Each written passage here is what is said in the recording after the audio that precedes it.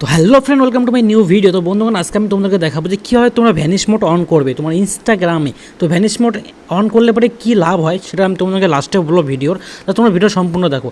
ভাবো আমি এই যে নুনা সুশান্তকে আছে, যে নুনা সুশান্ত বর্মন, আমি ওকে মেসেজ করেছি, ও আমার মেসেজটা দেখেছে, ঠিক আছে।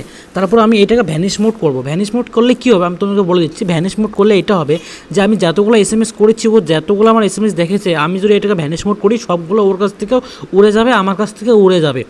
মানে বুঝতে পারছো আমি কী বলতে যাচ্ছি? আমি তোমাকে দেখিয়ে দিচ্ছি। দেখো এটা এরকম আছে, ও আমার মেসেজগুলো দেখেছে।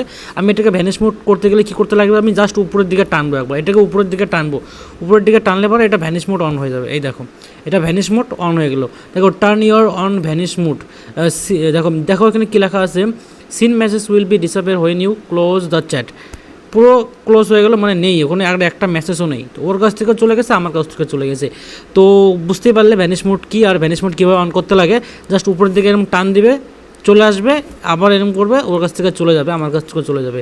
তো আই হোপ ভিডিওটা ভালো গেছে, লাইক কমেন্ট শেয়ার করো, চ্যানেলটা সাবস্ক্রাইব করো এরকম মজাদার ভিডিও পেতে। চলো টাটা, পেতে দেখা হচ্ছে নেক্সট ভিডিওতে।